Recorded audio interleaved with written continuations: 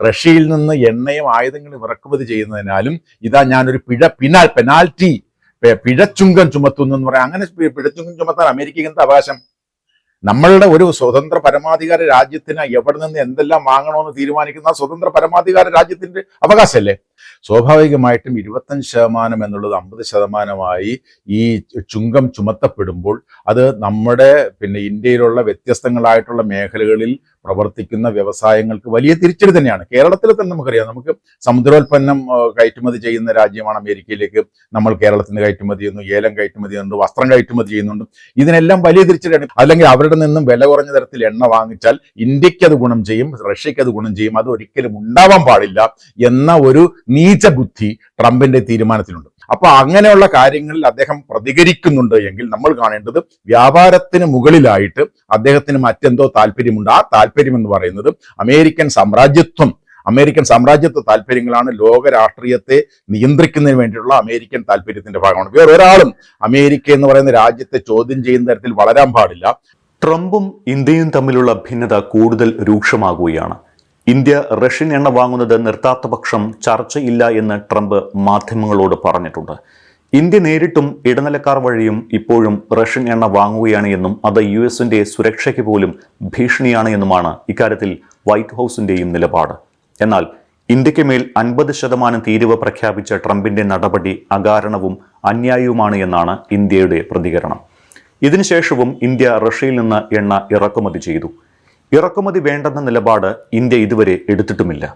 രാജ്യത്തെ കർഷകരുടെ താൽപ്പര്യങ്ങൾ സംരക്ഷിക്കുമെന്ന് ട്രംപിനുള്ള പരോക്ഷ മറുപടിയായി പ്രധാനമന്ത്രി മോദിയും പറഞ്ഞിരുന്നു. ട്രംപിന്റെ ലക്ഷ്യം എന്താണ്? ഇനി ഇന്ത്യ US ബന്ധം എങ്ങനെയായിരിക്കും എന്നീ കാര്യങ്ങളാണ് ഇന്ന് ചർച്ച ചെയ്യുന്നത്. എന്നോടൊപ്പമുള്ളത് ജോസഫ് ആന്റണി സാറാണ്. സാർ, സ്വാഗതം.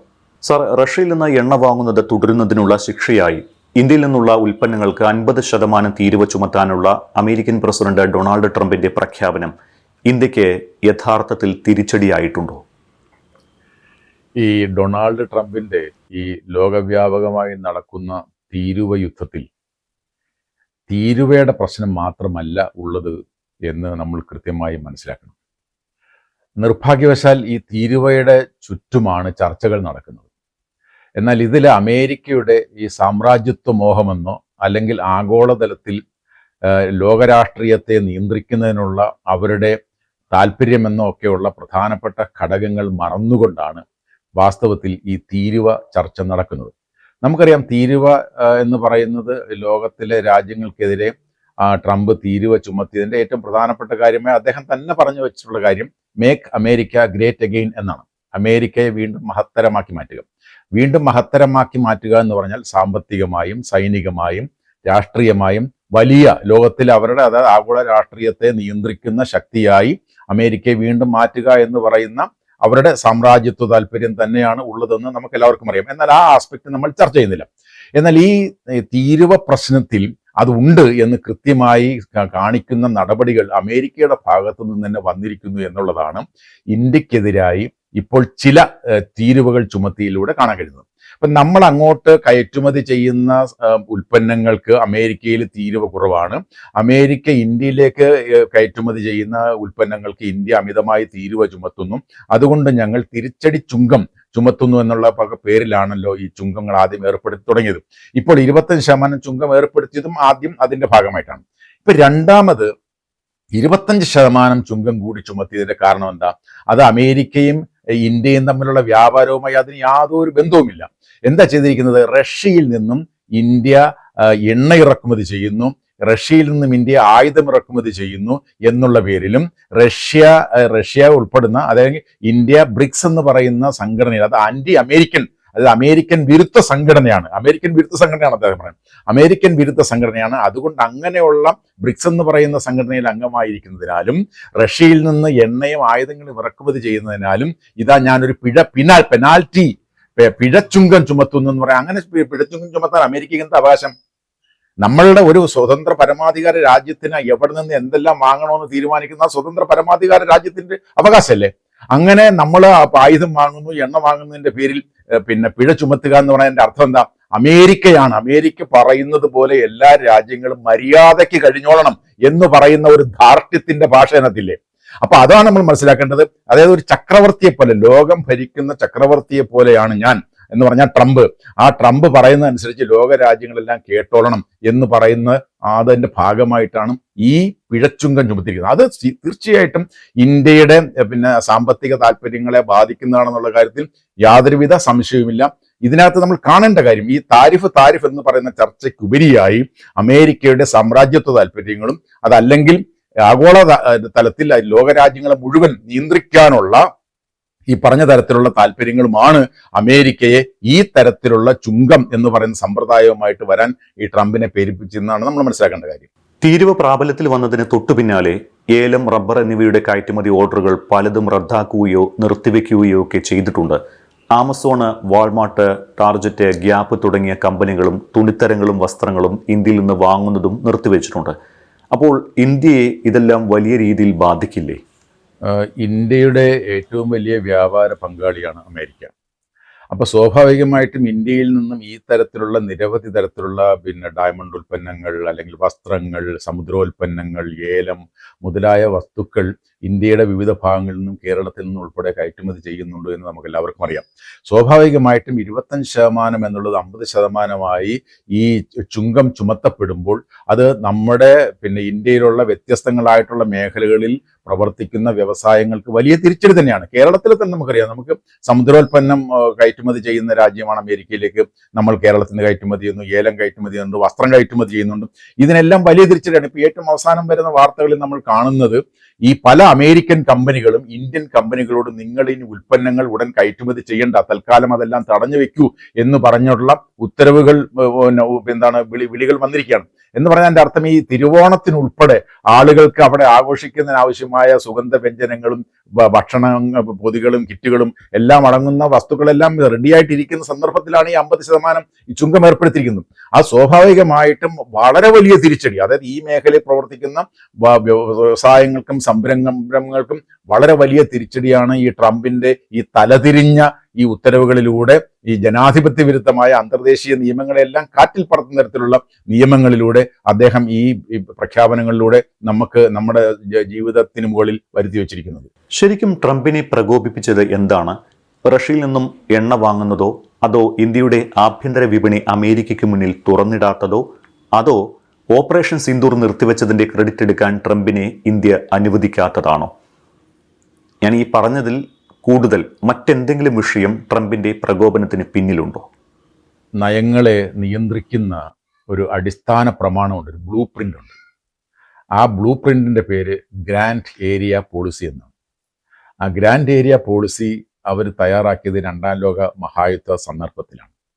ആ ഗ്രാൻഡ് ഏരിയ പോളിസിയിൽ അവർ പറയുന്ന ഏറ്റവും പ്രധാനപ്പെട്ട കാര്യം, ഈ ലോകത്തിൻ്റെ വിവിധ ഭാഗങ്ങളിലെ മാർക്കറ്റുകൾ, ലോകത്തിൻ്റെ വിവിധ ഭാഗങ്ങളിലെ റിസോഴ്സുകൾ, ലോകത്തിൻ്റെ വിവിധ ഭാഗങ്ങളിൽ ആ രാജ്യത്തിൻ്റെ ഉൽപ്പന്നങ്ങൾക്കും മറ്റും സഞ്ചരിക്കാൻ കഴിയുന്ന സമുദ്രങ്ങളുള്ള പ്രദേശങ്ങൾ, ഇങ്ങനെയുള്ള പ്രദേശങ്ങളെയെല്ലാം നമ്മൾ കീഴടക്കുകയും നിയന്ത്രിക്കുകയും സ്വന്തമാക്കുകയും ചെയ്യണം. അങ്ങനെ ചെയ്താൽ മാത്രമേ നമുക്ക് ആഗോളതലത്തിലെ മേധാവിത്വം, ബ്രിട്ടന് ശേഷം അമേരിക്കയ്ക്ക് ആഗോള നേതാവായി നിൽക്കാൻ കഴിയുകയുള്ളൂ. ആ ആഗോള നേതാവായി നിൽക്കുന്ന അവസ്ഥയ്ക്ക് ലേശം പരിക്കേറ്റാൻ തുടങ്ങിയപ്പോഴാണ് വീണ്ടും അതിനെ കൂടുതൽ ശക്തി പ്രാപിച്ചുകൊണ്ട് നിലനിർത്താൻ വേണ്ടിയാണ് ഈ മേക്ക് അമേരിക്ക ഗ്രേറ്റ് അഗെയിൻ പദ്ധതിയുമായി അദ്ദേഹം വന്നത്. അതിൻ്റെ ഭാഗമായിട്ടാണ്, അതായത് 1 ആഗോളതലത്തിലുള്ള മേധാവിത്വം ഉറപ്പിക്കുക എന്ന ലക്ഷ്യം, 2 അമേരിക്കയെ അതിനെ ശക്തിപ്പെടുത്തുക എന്ന് പറയുന്ന ലക്ഷ്യം. ഈ 2 കാര്യങ്ങളാണ് അമേരിക്കയുടെ ഈ ട്രംപിന്റെ പദ്ധതിക്ക് പിന്നിലുള്ളതെന്ന് നമ്മൾ കൃത്യമായി മനസ്സിലാക്കണം. അപ്പോൾ അതിൻ്റെ ഭാഗമായിട്ടുള്ള പ്രവർത്തനങ്ങളിൽ ഏർപ്പെട്ടിരിക്കുമ്പോഴാണ് ഇന്ത്യയുമായിട്ടുള്ള ഈ ഉരസൽ ഉണ്ടായിരിക്കുന്നത്. ആ ഉരസൽ ഉണ്ടായിരിക്കുന്നതിന് ഇവിടെ സൂചിപ്പിച്ചതുപോലെ 3 കാരണങ്ങളെങ്കിലും ഏറ്റവും പ്രധാനമായിട്ടുണ്ട്. ഒന്നാമത്തത് പറയുന്നത്, അതായത് നമുക്കെതിരെ 1 ഈ താരിഫിന്റെ രംഗത്ത്, അതായത് ഇന്ത്യൻ ഉൽപ്പന്നങ്ങൾ അമേരിക്കയിൽ ചുങ്കമില്ലാതെ കൂടുതൽ കയറ്റുമതി ചെയ്യുന്നു, അമേരിക്കയുടെ ഉൽപ്പന്നങ്ങൾക്ക് നമ്മൾ കൂടുതൽ ചുങ്കം ഏർപ്പെടുത്തുന്നു, അതായത് നമ്മളെ ചുങ്കരാജാവ് എന്ന് വിളിക്കുന്നു. അപ്പൊ അതുകൊണ്ട് ഞങ്ങൾ തിരിച്ചടി ചുങ്കം, പകര ചുങ്കം ഞങ്ങൾ ചുമത്തിയിരിക്കുന്നതിന്റെ ഭാഗമാണ് 25% ചുമത്തിയതെന്ന് പറയാം.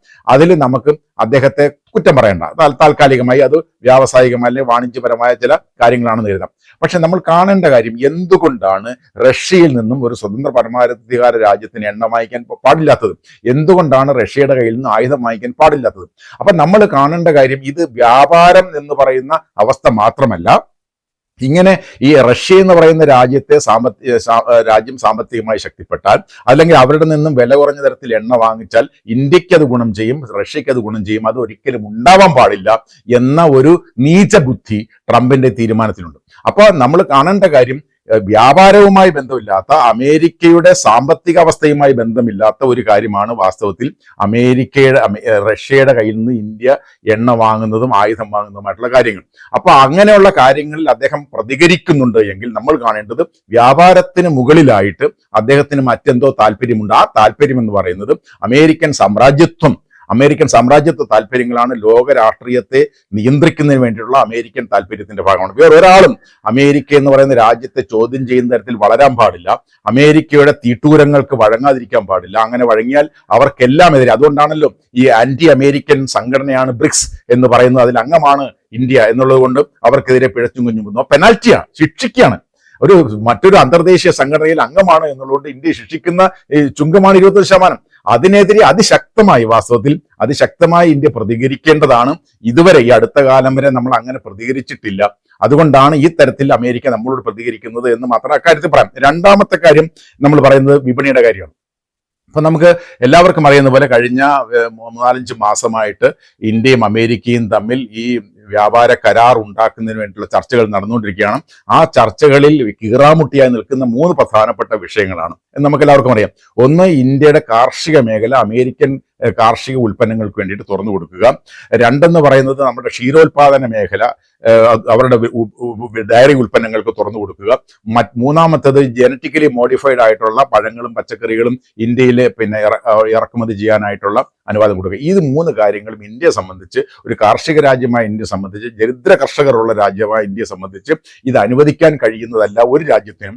എന്ന് മാത്രമല്ല, ബീഹാർ പോലെയുള്ള സംസ്ഥാനങ്ങളിൽ തെരഞ്ഞെടുപ്പ് വരുന്ന സാഹചര്യത്തിൽ ഒരു കാരണവശാലും അനുവദിക്കാൻ കഴിയത്തില്ല. ഈ ബീഹാറിലെ തെരഞ്ഞെടുപ്പൊക്കെ കഴിയുമ്പോൾ ഇപ്പോൾ പറയുന്ന ആവേശത്തോടു കൂടിയിട്ട് അമേരിക്കയുടെ ഈ സമ്മർദ്ദങ്ങളെ നമ്മുടെ കേന്ദ്ര മന്ത്രിസഭ ചെറുക്കുമോ ഇല്ല കാര്യത്തിൽ എനിക്ക് വാസ്തവത്തിൽ ഗൗരവമായ സംശയമുണ്ട്.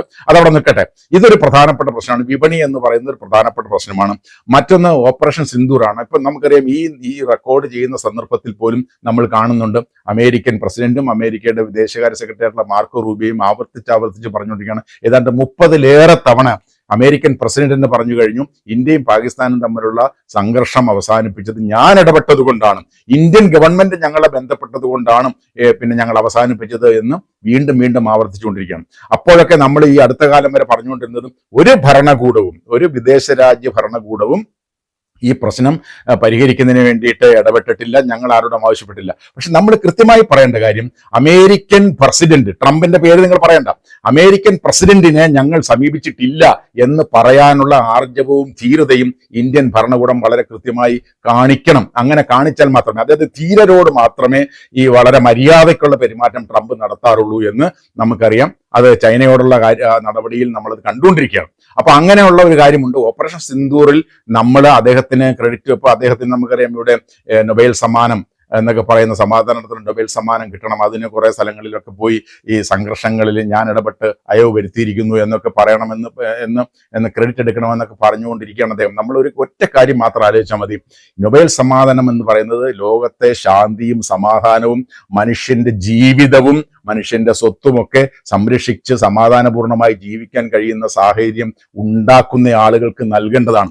നമുക്കിവിടെ അറിയാവുന്ന, വളരെ പെട്ടെന്ന് സൂചിപ്പിച്ചു പോകാവുന്ന കാര്യം, ഗാസയിൽ 62,000 ആളുകളെ കൊന്നൊടുക്കുന്നത് ഇസ്രായേലിന്റെ കൂട്ടുപ്രതിയാണ് അമേരിക്കൻ ഭരണകൂടം. അതിലിപ്പോൾ ഏറ്റവും അധികം അവരെ സഹായിച്ചുകൊണ്ടിരിക്കുന്നത് ട്രംപാണ്.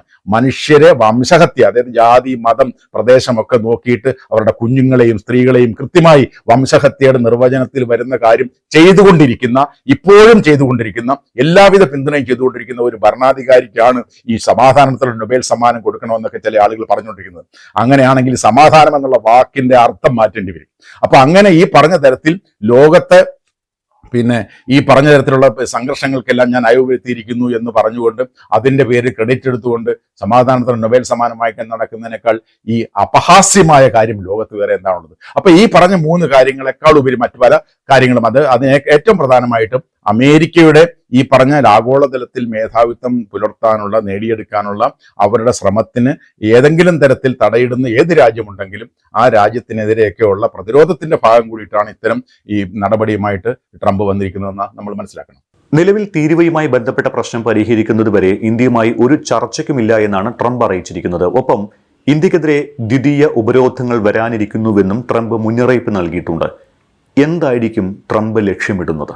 ഈ അന്തർദേശീയ വ്യാപാരവും അന്തർദേശീയ രാഷ്ട്രീയവും കാണുന്ന ആളുകൾ, നിരവധി സാമ്പത്തിക ശാസ്ത്രജ്ഞർ, സാമ്പത്തിക ശാസ്ത്രത്തിൽ നൊബേൽ സമ്മാനം നേടിയ ജോസഫ് സ്റ്റീഗ്ലിറ്റ്സ്, സാമ്പത്തിക ശാസ്ത്രത്തിൽ നൊബേൽ സമ്മാനം നേടിയ പോൾ ക്രക്മാൻ, അതുപോലെ തന്നെ പ്രസിദ്ധ സാമ്പത്തിക ശാസ്ത്രജ്ഞനായിട്ടുള്ള ജെഫ്രി സാക്സ്, ജിം ഒനീൽ, അങ്ങനെയുള്ള അതുപോലെ തന്നെ ഈ സാമൂഹ്യ ശാസ്ത്രജ്ഞരായിട്ടുള്ള തോമസ് ഫ്രീഡ്മാനെ പോലെയുള്ള ആളുകൾ, ഇങ്ങനെ എത്രയോ ആളുകൾ നിരന്തരമായി പറഞ്ഞുകൊണ്ടിരിക്കുകയാണ് അമേരിക്കൻ സമ്പദ് വ്യവസ്ഥയെ തകർക്കുന്നതിന് വേണ്ടിയിട്ടുള്ള നീക്കമായിട്ട് ഇത് അവസാനിക്കുകയുള്ളൂ.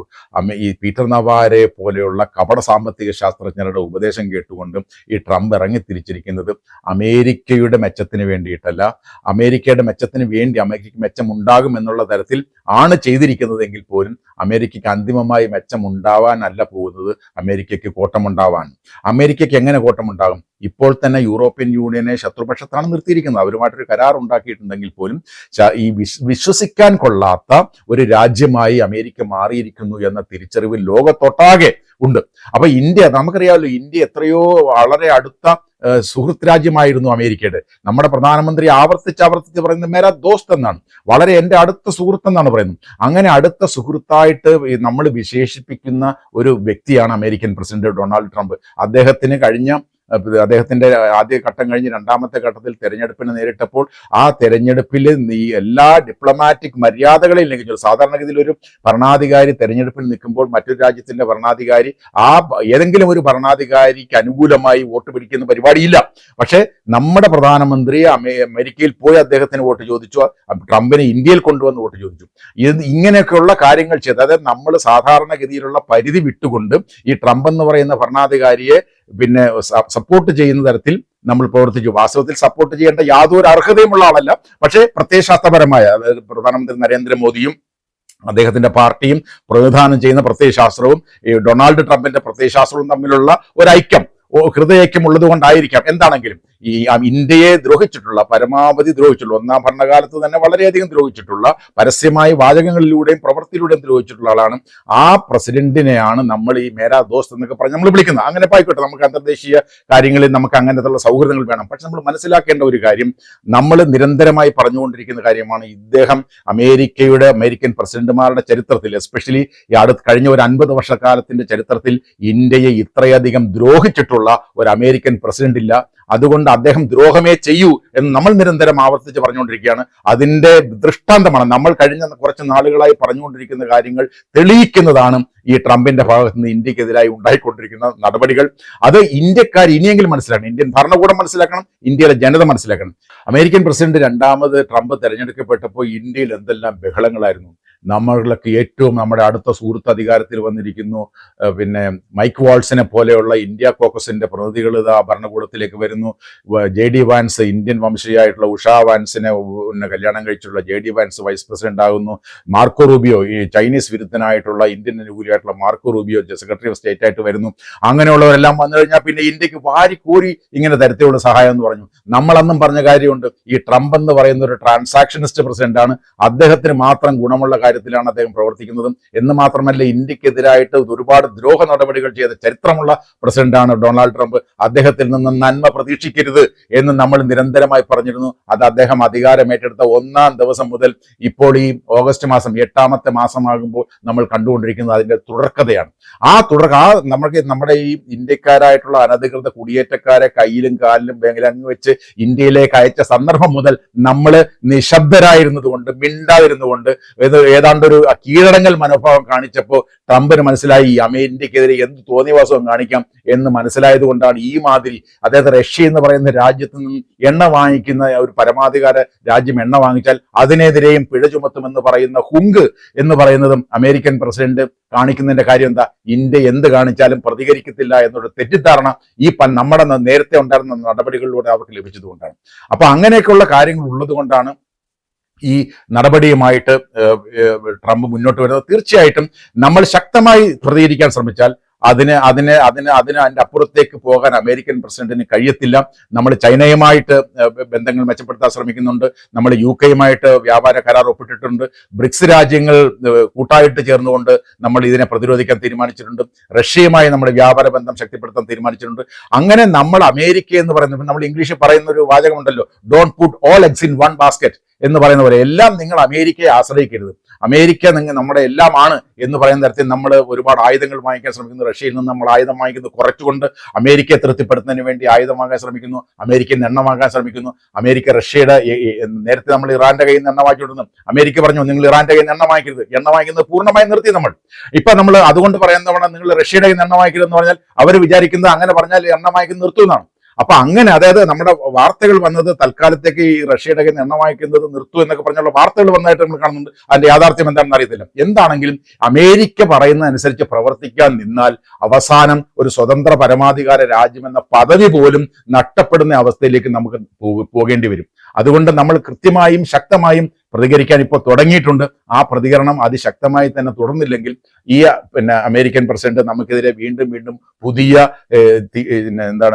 താരിഫുകളുമായിട്ട് വരാനുള്ള സാധ്യതയുണ്ട്. അതിനെ പ്രതിരോധിക്കുന്നതിന് നമ്മൾ യൂറോപ്യൻ യൂണിയനുമായിട്ടും റഷ്യയുമായിട്ടും ചൈനയുമായിട്ടും ബ്രിട്ടൻ പോലെയുള്ള രാജ്യങ്ങളുമായിട്ടും സൗത്ത് ഈസ്റ്റ് ഏഷ്യൻ രാജ്യങ്ങളുമായിട്ടും എല്ലാം സഹകരിച്ചുകൊണ്ട് നമ്മുടെ വ്യാപാര ബന്ധത്തെ ഡൈവേഴ്സിഫൈ ചെയ്യുകയും ശക്തിപ്പെടുത്തുകയും ചെയ്താൽ മാത്രമേ ഇതിനെതിരെ നമുക്ക് പ്രതികരിക്കാൻ കഴിയൂ.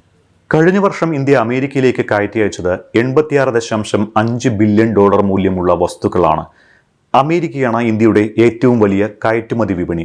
ഒറ്റയടിക്ക് ഈ വ്യാപാരം തടസ്സപ്പെട്ടാൽ സാമ്പത്തിക നഷ്ടം മാത്രമല്ല, വലിയ തോതിലെ തൊഴിൽ നഷ്ടവും ഉണ്ടാവുമെന്ന് പറയപ്പെടുന്നു. അങ്ങനെയെങ്കിൽ ഇന്ത്യക്കാർക്ക് തൊഴിൽ നഷ്ടം ഉണ്ടാകുമോ?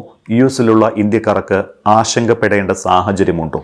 നമ്മൾ പറഞ്ഞു കഴിഞ്ഞു, ഈ വ്യാപാര കാര്യങ്ങളിൽ ഇത്തരത്തിലുള്ള ചുങ്കം ഏർപ്പെടുത്തി കഴിഞ്ഞാൽ നമ്മുടെ സാമ്പത്തിക വളർച്ചയിൽ 0.5% വരെ ഇടിവുണ്ടാവാനുള്ള സാധ്യതയുണ്ട് എന്നുള്ളതാണ്. അത് പിന്നെ അങ്ങനെ ആ ഒരു ഈ 0.5 എന്ന് പറയുന്ന ഒരു തരത്തിൽ പറയുന്നുണ്ട് എങ്കിലും കേരളം ഉൾപ്പെടെയുള്ള സംസ്ഥാനങ്ങളിൽ നിന്ന് അമേരിക്കയിലേക്ക് കയറ്റുമതി ചെയ്യുന്ന ഒരുപാട് സംരംഭങ്ങളുണ്ട്. ആ സംരംഭങ്ങളെല്ലാം വളരെ വലിയ പ്രതിസന്ധിയിലാണ്. കാരണം നമുക്കറിയാമല്ലോ, ഒരു രാജ്യത്തിന്റെ മാർക്കറ്റ് കേന്ദ്രീകരിച്ചുകൊണ്ട് നമ്മൾ പല ഉൽപ്പന്നങ്ങളും ഉൽപ്പാദിപ്പിക്കുന്നു, അവിടത്തേക്ക് കയറ്റുമതി ചെയ്യുന്നു. ആ കയറ്റുമതിക്ക് ശേഷം നമുക്ക് ലഭിക്കുന്ന സാമ്പത്തികമായ നേട്ടമാണല്ലോ നമ്മുടെ സാമ്പത്തികമായ ജീവിതത്തെ നിയന്ത്രിക്കുന്നത്.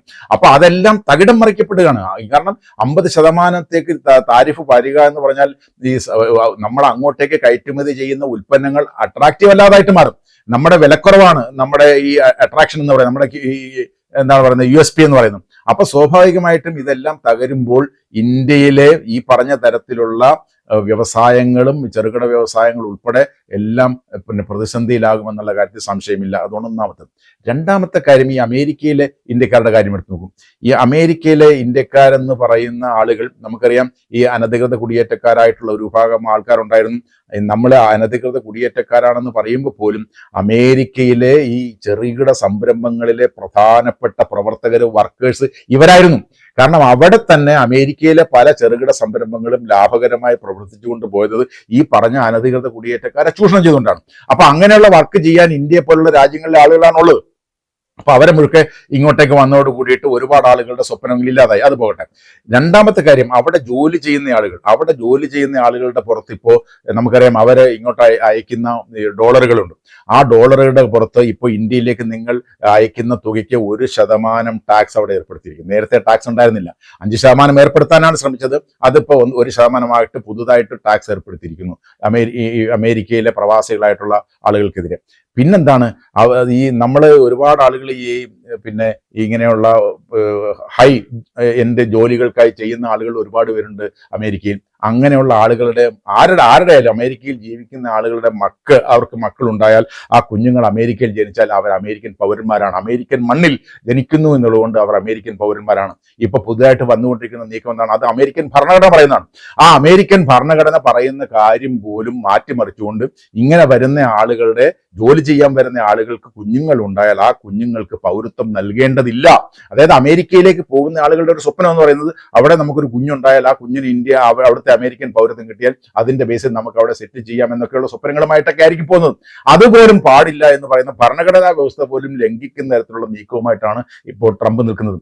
എന്ന് മാത്രമല്ല, ഈ ആപ്പിൾ പോലെയുള്ള കമ്പനികൾ ഇന്ത്യയിൽ അങ്ങനെ ഇൻവെസ്റ്റ്മെന്റ് നടത്താൻ പാടില്ല, അവരെല്ലാം അത് അമേരിക്കയിലേക്ക് കൊണ്ടുവരണമെന്ന് പറഞ്ഞുകൊണ്ട് ഇന്ത്യയിൽ നിന്ന് കൂടുതൽ ആളുകളെ എടുക്കേണ്ടതില്ല എന്ന് പറയുന്ന നിലപാടെടുത്തുകൊണ്ടും അങ്ങനെ ഈ പൊതുവിൽ ഇന്ത്യ ഏതെല്ലാം തരത്തിൽ ഇന്ത്യക്കാരെയും ഇന്ത്യൻ ജനതയെയും ഏതെല്ലാം തരത്തിൽ ബുദ്ധിമുട്ടിക്കാമോ ഉപദ്രവിക്കാമോ അതെല്ലാം ചെയ്തുകൊണ്ടിരിക്കുന്ന ഒരു ഭരണകൂടമാണ് അമേരിക്കൻ ഭരണകൂടം.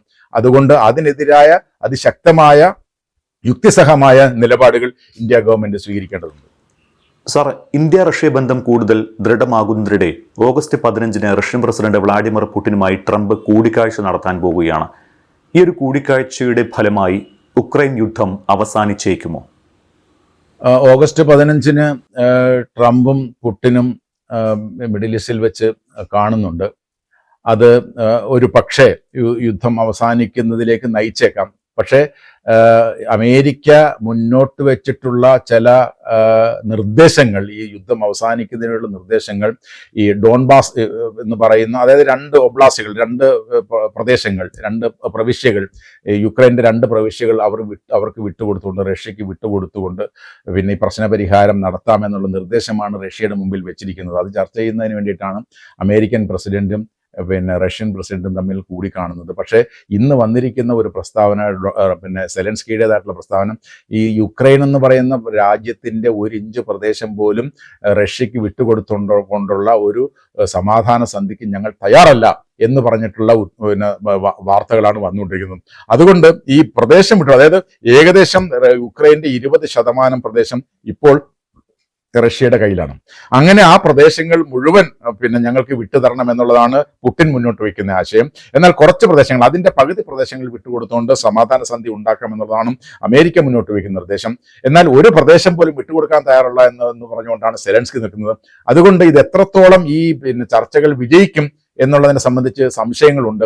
എന്നാൽ പോലും ഈ അഥവാ ഉക്രൈൻ യുദ്ധം സമാപിച്ചാൽ പോലും ഈ നമ്മൾ ഈ റഷ്യയിൽ നിന്ന് എണ്ണ വാങ്ങുന്ന ഉൾപ്പെടെ ആയുധം വാങ്ങുന്ന ഉൾപ്പെടെയുള്ള കാര്യങ്ങൾക്ക് പിന്നെ ഈ പറഞ്ഞ തരത്തിലുള്ള ഈ ചുങ്കങ്ങൾ ചുമത്തിക്കൂടായികയില്ല. കാരണം ഞാൻ പറയുന്നത്, റഷ്യയിൽ നിന്നും നമ്മൾ ഈ S-400 മിസൈൽ, ട്രയംഫ് മിസൈൽ വാങ്ങുന്ന സന്ദർഭത്തിൽ നമുക്ക് റഷ്യ യുക്രൈൻ യുദ്ധം ഉണ്ടായിരുന്നൊന്നുമില്ല. അങ്ങനെ യുദ്ധം ഉണ്ടാകാത്ത സന്ദർഭത്തിൽ പോലും റഷ്യയുടെ കയ്യിൽ നിന്ന് S-400 ട്രയംഫ് മിസൈൽ വാങ്ങുന്നതിനെതിരെ അന്ന് നമുക്കെതിരെ ഈ പിന്നെ എന്താണ് ഉപരോധം ഏർപ്പെടുത്തുന്ന ബില്ലിൽ വരെ ഒപ്പിട്ടയാളാണ് ഈ ഡൊണാൾഡ് ട്രംപ്.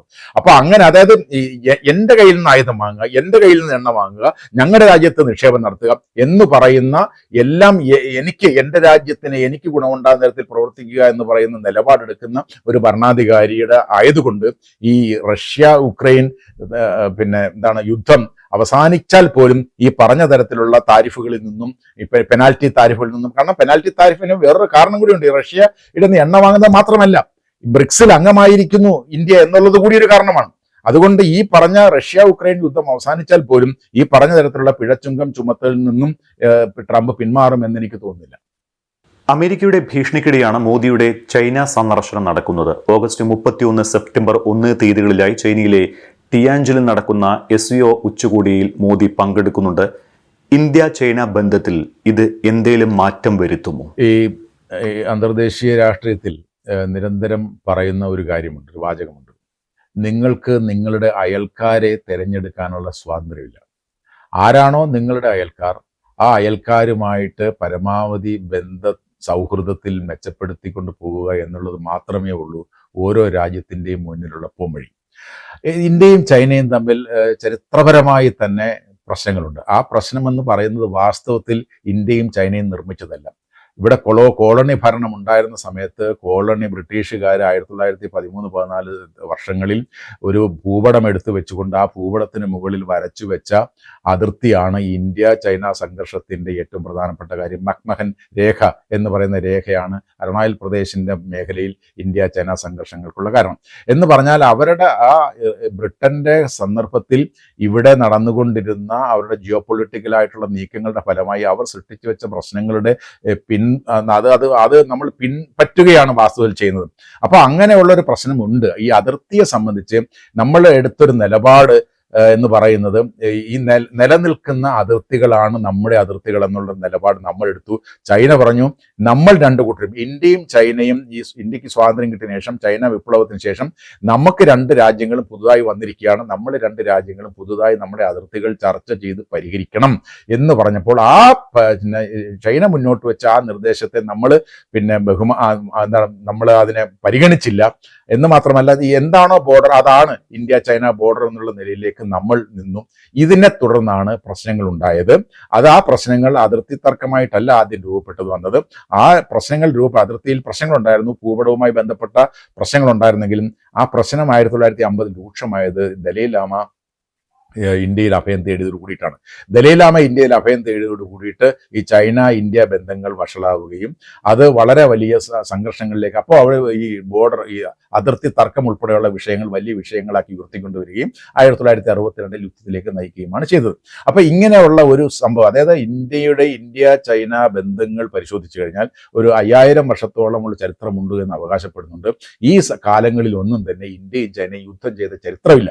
അപ്പൊ അങ്ങനെ, അതായത് കഴിഞ്ഞ ഈ ഇന്ത്യക്കും ചൈനയ്ക്കും ഈ സ്വാതന്ത്ര്യ ലബ്ധിക്ക് മുമ്പുള്ള ഒരു സന്ദർഭത്തിലും ഇന്ത്യയും ചൈനയും തമ്മിൽ യുദ്ധം നടത്തിയ ചരിത്രമില്ല എങ്കിൽ അതിനുശേഷം യുദ്ധം ഉണ്ടായതിന്റെ കാരണം ബ്രിട്ടീഷുകാർ ഇവിടെ സൃഷ്ടിച്ചു വെച്ചിട്ട് പോയ, അവർ സൃഷ്ടിച്ച അതിർത്തി പ്രശ്നങ്ങളും കൊണ്ടാണ് ഇന്ത്യയും ചൈനയും തമ്മിൽ യുദ്ധത്തിലേക്ക് പോയിട്ട് വന്നത്. നമുക്കറിയാം, ലോക യുദ്ധം തന്നെ 100 വർഷ യുദ്ധം, 30 വർഷ യുദ്ധം, 7 വർഷ യുദ്ധം എന്നൊക്കെ പറഞ്ഞിട്ടുള്ള പലതരത്തിലുള്ള യുദ്ധങ്ങൾ നടത്തിയ ജർമ്മനിയും ഫ്രാൻസും ബ്രിട്ടനും എല്ലാം, ഈ ജപ്പാനും അമേരിക്കയും ജപ്പാനും ഉൾപ്പെടെ, അതായത് ആണവായുധമിട്ട് ഇല്ലാതാക്കി കളഞ്ഞ ഒരു രാജ്യമായ ജപ്പാൻ ഉൾപ്പെടെ അമേരിക്കയും ജപ്പാനും തമ്മിൽ സൗഹൃദം ഉണ്ടായി എങ്കിൽ ഈ 1962 യുദ്ധത്തിന്റെ പേരിൽ ഇപ്പോഴും നമ്മൾ ശത്രുതയിൽ നിൽക്കുന്നത് വാസ്തവത്തിൽ ഒഴിവാക്കേണ്ടതും അവസാനിപ്പിക്കേണ്ടതുമാണ്. ഇപ്പോൾ രണ്ട് ഭരണകൂടങ്ങൾ, ഇപ്പോൾ നരേന്ദ്രമോദിയെ കുറിച്ച് പറയുന്നത് വളരെ ഇച്ഛാശക്തിയുള്ള ഒരു നേതാവാണ്, അവിടെ ചൈനയിൽ ഇച്ഛാശക്തിയുള്ള ഒരു നേതാവുണ്ട്. ഈ രണ്ട് കൂട്ടരും കൂടി സമഗ്രമായി ഈ വിഷയം ചർച്ച ചെയ്താൽ പരിഹരിക്കാവുന്ന വിഷയമാണ്. നമുക്കറിയാം, ഈ സംഘർഷങ്ങൾ നിലനിന്ന സന്ദർഭത്തിൽ എം ശങ്കരൻ നമ്പൂതിരിപ്പാട് പറഞ്ഞ വളരെ പ്രസിദ്ധമായ ഒരു പ്രഖ്യാപനമുണ്ട്. അദ്ദേഹം പറഞ്ഞത്, ഈ പ്രശ്നങ്ങൾ ചർച്ചയിലൂടെ പരിഹരിക്കണം. അവ ചൈനയുടേതെന്നും ഇന്ത്യയുടേതെന്നും പറയുന്ന പ്രദേശങ്ങളെക്കുറിച്ച് ഒരു മേശയ്ക്ക് ചുറ്റുമിരുന്ന് ചർച്ച ചെയ്ത് ഈ പ്രശ്നം പരിഹരിക്കണമെന്ന് 1960-കളിൽ തന്നെ എം ശങ്കരൻ നമ്പൂതിരിപ്പാട് പറഞ്ഞിരുന്നു. അത് തന്നെയാണ് ഇതിനുള്ള പരിഹാരം. 1960-ൽ ഈ ചൗവൻലായി ഇന്ത്യ സന്ദർശിക്കുന്ന സന്ദർഭത്തിൽ അദ്ദേഹം ഇവിടെ സന്ദർശിച്ച വേളയിൽ പറഞ്ഞു, നമുക്കൊരു യാഥാർത്ഥ്യമുണ്ട്. ആ യാഥാർത്ഥ്യം എന്ന് പറയുന്നത് എക്സൈച്ചിൻ എന്ന് പറയുന്ന കാശ്മീർ മേഖലയിലുള്ള പ്രദേശം ചൈനയുടെ കയ്യിലും 36,000 ചതുരശ്ര കിലോമീറ്റർ ചൈനയുടെ കയ്യിലും, ഇവിടെ ഈ അരുണാചൽ പ്രദേശ് എന്ന് പറയുന്ന 90,000 ചതുരശ്ര കിലോമീറ്റർ ഇന്ത്യയുടേതുമാണ്. അപ്പോൾ അവർ പറഞ്ഞു, ചൗവൻലായി ഇവിടെ വന്നപ്പോൾ പറഞ്ഞു, നിങ്ങൾ കൈവശം വെച്ചിരിക്കുന്ന, അല്ലെങ്കിൽ നിങ്ങളുടെ കയ്യിലുള്ള അരുണാചൽ പ്രദേശം നിങ്ങൾ എടുക്കുക, എക്സൈച്ചിൻ പ്രദേശം ഞങ്ങൾക്ക് തരിക, അങ്ങനെ ചെന്നാൽ ഈ പ്രശ്നം തീരും എന്ന് അന്ന് നിർദ്ദേശങ്ങൾ വെച്ചിരുന്നെങ്കിലും നെഹ്റുവിന്റെ മന്ത്രിസഭയിൽ ഉണ്ടായിരുന്ന പല ആളുകളും അന്ന് അതിനെ എതിർത്തുകൊണ്ടാണ് അന്ന് നടക്കാതെ പോയത്. എന്നാൽ ഇന്ന് അതുകൊണ്ട് പോലും പ്രശ്നം പരിഹരിക്കപ്പെടത്തില്ല. കൂടുതൽ അവകാശവാദങ്ങൾ ചൈന ഉന്നയിച്ചുകൊണ്ട് നിൽക്കുകയാണ്. ഞാൻ പറഞ്ഞു വരുന്നത്, ഈ കൂടുതൽ കാലം കഴിയുന്തോറും പ്രശ്നങ്ങളെ സങ്കീർണമാക്കാതെ ഈ പ്രശ്ന പരിഹാരത്തിന് ശ്രമിക്കുക എന്നുള്ളതാണ് വേണ്ടത്. പക്ഷേ ഇവിടെ നിർഭാഗ്യവശാൽ നടക്കുന്നതല്ല. ഈ ചൈന എന്ന് പറഞ്ഞാൽ ഒരു കാലിളകുന്ന ഒരുപാട് ആളുകൾ നമ്മുടെ നാട്ടിലുണ്ട്. വാസ്തവത്തിൽ ഇപ്പോൾ എന്താ ചെയ്യുന്നത്? ഈ അമേരിക്കയുമായിട്ട് സംഘർഷമുണ്ടാകുന്ന സാഹചര്യത്തിൽ ചൈനയിലേക്ക് നമ്മുടെ പ്രധാനമന്ത്രി പോവുകയാണ്. ചൈനയുമായിട്ട് വ്യാപാരം മെച്ചപ്പെടുത്താൻ ശ്രമിക്കുന്നു. ചൈനയിലെ നമ്മൾ ഡയറക്റ്റ് ആയിട്ടുള്ള വിമാനം നമ്മൾ യാത്ര നടക്കാനായിട്ട് തീരുമാനിക്കുന്നു. ഇങ്ങനെയുള്ള പല തരത്തിലുള്ള തീരുമാനങ്ങളും നമ്മൾ എടുത്തുകൊണ്ട് ഇന്ത്യ ചൈന വ്യാപാരം, നമുക്കറിയാം അമേരിക്കയെ പോലെ തന്നെ ഇന്ത്യയും ചൈനയും തമ്മിൽ, ഇന്ത്യ ചൈന ബന്ധത്തിൽ ചൈന വലിയ വ്യാപാര പങ്കാളിയാണ്. പക്ഷേ നമുക്ക് വ്യാപാര കമ്മി നമ്മുടെ ഭാഗത്താണ് എന്നുള്ള പ്രശ്നം നിലനിൽക്കുന്നുണ്ട്. ആ വ്യാപാര കമ്മി പരിഹരിക്കേണ്ട സുപ്രധാനമായ ഒരു പ്രശ്നമാണ്. ഇന്ത്യ ചൈന ബന്ധത്തിൽ വലിയൊരു വിലങ്ങുതടിയായിട്ട് നിൽക്കുന്ന അതിർത്തി തർക്കം കഴിഞ്ഞാൽ മറ്റൊരു പ്രധാനപ്പെട്ട പ്രശ്നം ഈ വ്യാപാര കമ്മിയാണ്. ടിബറ്റ് വേറൊരു പ്രശ്നമാണ്. അപ്പൊ ഇങ്ങനെയുള്ള പ്രശ്നങ്ങളെ പരിഹരിക്കാൻ ഈ ഇച്ഛാശക്തിയുള്ള നേതാക്കന്മാരുണ്ടെങ്കിൽ സാധ്യമാണ് എന്ന് നമുക്കറിയാം. അപ്പൊ അങ്ങനെയുള്ള നടപടികൾ നടത്തിക്കൊണ്ട് പോയാൽ മാത്രമേ നമുക്ക് ഈ ബന്ധങ്ങൾ മെച്ചപ്പെടുത്താൻ കഴിയൂ. കാരണം ഈ ചൈന എന്ന് പറയുന്ന ലോകത്തിലെ രണ്ടാമത്തെ സാമ്പത്തിക ശക്തിയാണ്, മൂന്നാമത്തെ സൈനിക ശക്തിയാണ്, പിന്നെ ഐക്യരാഷ്ട്ര സംഘടനയിലെ സെക്യൂരിറ്റി കൗൺസിലിലെ പെർമനന്റ് മെമ്പറാണ്, ലോകത്തിൽ ഏറ്റവും അധികം വ്യാപാരം നടത്തുന്ന രാജ്യമാണ്, എക്സ്പോർട്ട് ചെയ്യുന്ന രാജ്യമാണ്, ലോകത്തെ ഏറ്റവും അധികം വിദേശ നാണ്യ ശേഖരമുള്ള രാജ്യമാണ്. അപ്പൊ അങ്ങനെ എല്ലാമുള്ള ഒരു രാജ്യമാണ് ചൈന. അപ്പൊ ആ ചൈനയുമായി ബന്ധം മെച്ചപ്പെടുത്തുക എന്ന് പറയുന്നത് ഇന്ത്യ തീർച്ചയായും ചെയ്യേണ്ട കാര്യമാണ്. അത് ചെയ്യാതെ ചൈനയിൽ നിന്ന് വരുന്ന ഉൽപ്പന്നങ്ങൾ നിരോധിക്കുക, ചൈനയ്ക്കെതിരായിട്ടുള്ള നടപടി സ്വീകരിക്കുക, ചൈനയിലെ ആപ്പുകൾ നിരോധിക്കുക എന്നൊക്കെ പറയുന്ന എത്രമാത്രം തെറ്റായ നടപടിയാണെന്ന് federation of Indian chambers of കൊമേഴ്സും പിന്നെ അത് CII എന്ന് പറയുന്ന വ്യവസായ സംഘടനകളും പറഞ്ഞുകൊണ്ടിരിക്കുകയാണ്. അവർ പറയുന്നുണ്ട് ഈ ചൈനയിൽ നിന്നുള്ള പല ടെക്നോളജികളും, ഇച്ചിരി ചീപ്പായിട്ടുള്ള ടെക്നോളജികൾ ഇന്ത്യൻ വ്യവസായത്തിന് ആവശ്യമാണ്. ഇന്ത്യയിൽ നിന്ന് ഈ പിന്നെ ഗാൽവൻ സംഭവം നടന്നതിന് ശേഷം ഇന്ത്യയിലെ ഇൻവെസ്റ്റ്മെന്റുകൾ നമ്മൾ നിർത്തിവെച്ചു. അപ്പോൾ അങ്ങനെ നിർത്തിവെച്ചപ്പോൾ ഇവിടെ ഒരുപാട് ബുദ്ധിമുട്ടുണ്ടായി. അപ്പൊ അതിന്റെ ഫലമായിട്ട് ഇപ്പോ ഈ നമ്മുടെ നീതി ആയോഗിന്റെ നിർദ്ദേശം തന്നെ വന്നിരിക്കുന്നു, ചൈനയിൽ നിന്നുള്ള 24% ഇൻവോൾവ്മെന്റ് ഉള്ള ഇൻവെസ്റ്റ്മെന്റുകൾ അംഗീകരിക്കാം. അതായത് പറഞ്ഞാൽ ഈ ചൈന എന്ന് പറയുന്നത് ആഗോളതലത്തിലുള്ള ഒരു ടെക്നോളജി, ചീപ്പ് ടെക്നോളജിയുടെ ഒരു വലിയ ഹബ്ബാണ്. 5G ടെക്നോളജിക്ക് ഏറ്റവും അധികം നമ്മളെ സഹായിക്കാൻ കഴിയുന്ന ഒരു രാജ്യമായിരുന്നു ഇന്ത്യ. അത് 5G കഴിഞ്ഞ് 5, 6, 5, 7 പോയി കഴിഞ്ഞു. അപ്പൊ ഞാൻ പറഞ്ഞു വരുന്നത് ഇന്ത്യയും ചൈനയും തമ്മിൽ സഹകരിക്കാവുന്ന നിരവധി മേഖലകളുണ്ട്. ആ നിരവധി മേഖലകളിൽ നമ്മൾ വ്യാപാരവും വാണിജ്യവും സൗഹൃദവും മെച്ചപ്പെടുത്തിയാൽ നമുക്ക് രണ്ടു കൂട്ടർക്കും ഒരുമിച്ച് വലിയ ശക്തികളായിട്ട് മാറാം. അത് പിന്നെ നമ്മുടെ പ്രധാനമന്ത്രിമാർ പലതവണ മൻമോഹൻ സിംഗും അവിടുത്തെ ഷീ ജിൻപിങ്ങും ഒക്കെ ചേർന്ന് പറഞ്ഞു, നമുക്ക് രണ്ടു കൂട്ടർക്കും ഒരുമിച്ച് വളരാൻ കഴിയും, നമ്മൾ രണ്ടും ഒരുമിച്ച് നിന്നാൽ ലോകം ആ ശബ്ദം ശ്രദ്ധിക്കും എന്നൊക്കെ പറയുന്ന പ്രഖ്യാപനങ്ങൾ നടത്തപ്പെട്ടിട്ടുണ്ട്. അപ്പൊ അതുകൊണ്ട് അതായത് നമുക്കൊരു ബാർഗെയിനിങ് ചിപ്പ് വേണം. അതായത് ഇന്ത്യ അമേരിക്ക ബന്ധം മെച്ചപ്പെടുത്തുന്നത് നല്ല കാര്യം തന്നെയാണ്. അതേസമയം അമേരിക്കയുടെ ഒരു ജൂനിയർ പങ്കാളിയായി മാറാൻ ഇന്ത്യ ശ്രമിക്കരുത്. അവിടെയാണ് അങ്ങനെ ഉള്ള സന്ദർഭത്തിൽ നമ്മൾ എന്ത് വേണം, നമുക്ക് പറയാൻ കഴിയണം, ഇന്ത്യയും ചൈനയും തമ്മിൽ മെച്ചപ്പെട്ട ബന്ധമുണ്ട്, ഇന്ത്യയും റഷ്യയും തമ്മിൽ മെച്ചപ്പെട്ട ബന്ധമുണ്ട്. നിങ്ങൾ ഞങ്ങൾക്കെതിരെ ഈ പറഞ്ഞ തരത്തിലുള്ള എന്തെങ്കിലും നടപടിയിലേക്ക് പോയാൽ അതിനെതിരായി ഞങ്ങൾക്ക് നിൽക്കാനുള്ള കരുത്തുണ്ട് എന്ന് ധരിപ്പിക്കണമെങ്കിൽ തീർച്ചയായിട്ടും ഈ തരത്തിലുള്ള മെച്ചപ്പെട്ട ബന്ധം അയൽരാജ്യങ്ങളുമായിട്ട് നമുക്ക് ഉണ്ടാക്കേണ്ടിയിരിക്കുന്നു. അപ്പൊ ചൈനയിലേക്ക് പോകുന്നത് അത്തരമൊരു ശുഭസൂചനയായിട്ടാണ് ഞാൻ കാണുന്നത്.